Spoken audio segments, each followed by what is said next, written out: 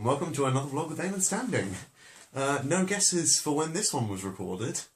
Yeah, it's obviously straight after the Les Paul Phase mod video.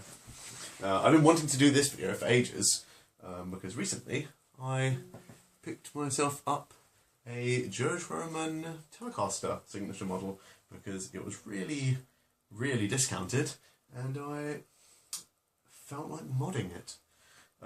So yeah, these little white patches that you see across the body are little stickers that I made that are just the size of switches so I can gather where I want switches to be. But basically in this opening part, because this will be quite a long series because I'm going to detail exactly how I'm going to mod this guitar and how you do mod a guitar, because, well, anyone who knows me knows I love doing that.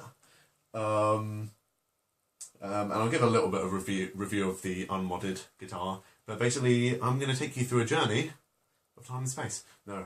I'm going to take you through a journey of turning this guitar into a guitar that I've been wanting to kind of make for a long time, which is a ridiculously switchable Swiss Army knife kind of guitar. But yeah, we start off here. And yeah, basically it's the Joe Trohman guitar. It sounds like this.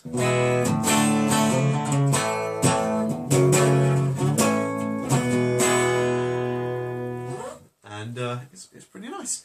It's got volume for the neck, volume for the bridge, master tone. Then, quite bizarrely, it's got a pickup switch here, which is a 5-way rotary switch, which goes bridge. I'll just actually do it. Bridge.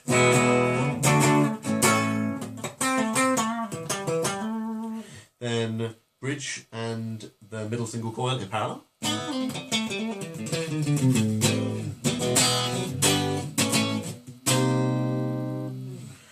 Then the bridge and the neck humbuckers in parallel.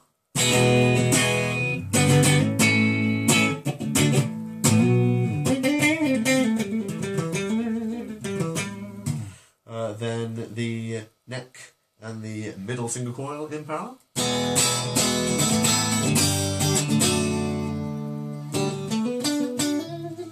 Then the neck humbucker on its own.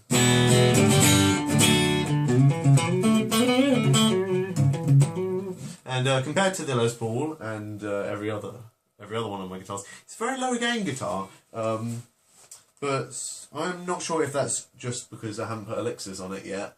I've still got the original strings on, and that might be making a very big difference to the tone. But then, last but not least, we've got the kill switch up here. So, sounds a bit better undistorted.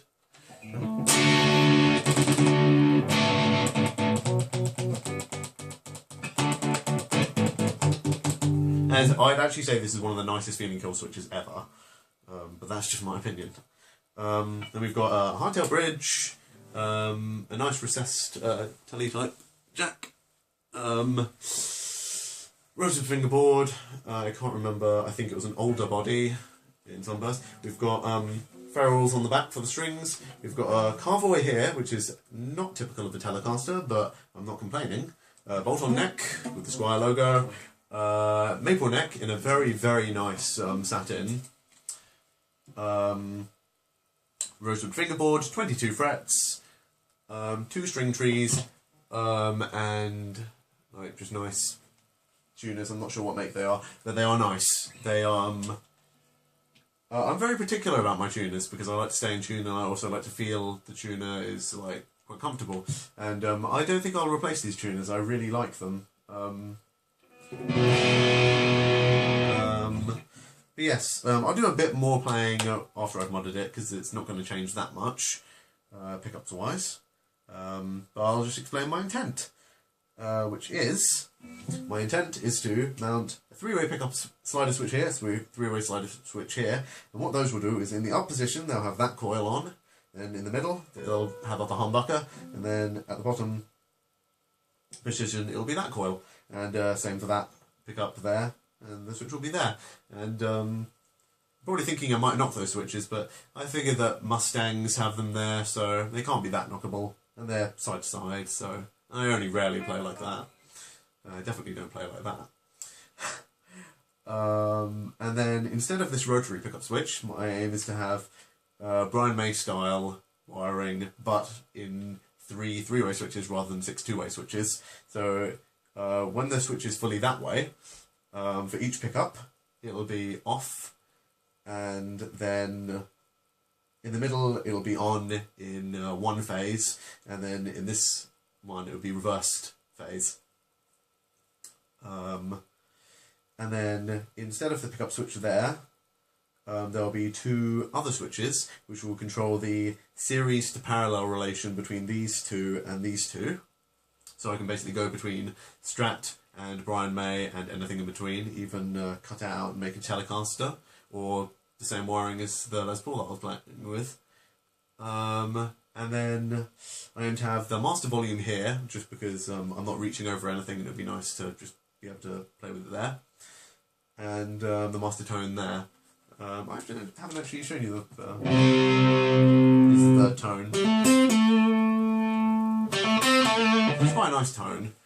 And then the magical thing that I've never done before is what I want to do is I want to take this 5-way switch, move it here, and have a baritone.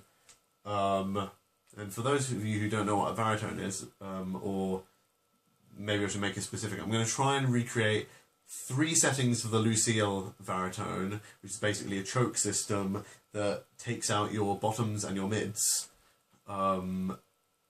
Just search up B.B. King Lucille by Gibson and you'll get the gist, but it's a very nice sound. So I've got a miniature audio transformer for the inductor in that, and a bunch of capacitors, so that's going to be fun to play with. And yes, then there'll obviously be the bypass system, and what I'm also aiming to have is the treble bleed mod selectable on the volume, which basically just means that when you turn the volume down it doesn't lose any brightness, which is quite a problem. So that's going to be fun. So if I explain what kind of things are going to happen, basically the next little segment is going to be this guitar in pieces on the ground, and then what I'm going to do is I'm going to show you how to take a humbucker and split it into its 2 coils, 2 separate coils, if I can. If it's impossible, then I'll tell you that on this particular model it was impossible. It was fine on the Epiphone, but I haven't obviously opened it up yet. And then I'll show you characterising a baritone. I'll show you routing these bits of wood and the correct, safe way to do that. Safe as in safe for yourself and safe for your guitar. I'll also show you how to wire it.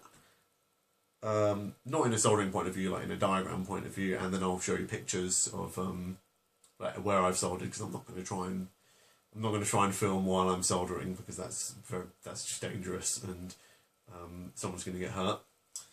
And then we'll have a bit of a play, and I'll show you all the different possible pickup combinations, which I haven't calculated how many there will be, but it's a lot.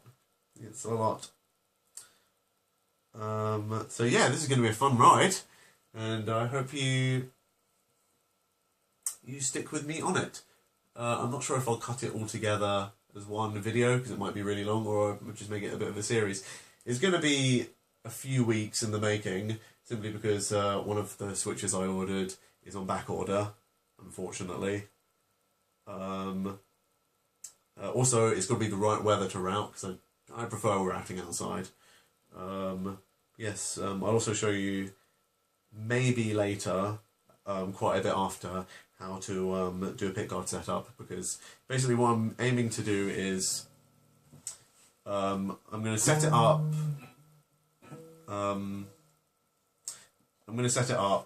Then I'll keep it for like between 3 and 6 months, and make sure I'm absolutely happy with the sorry, just checking the time on the video. Make sure I'm absolutely happy with the arrangement, and then what I'll do is I'm going to make a nice pickguard. So long as I'm happy with it, that'll be a follow-up. So I hope you stick along for the ride, and I hope we all learned something. So ciao for now, and yeah, it's going to be good.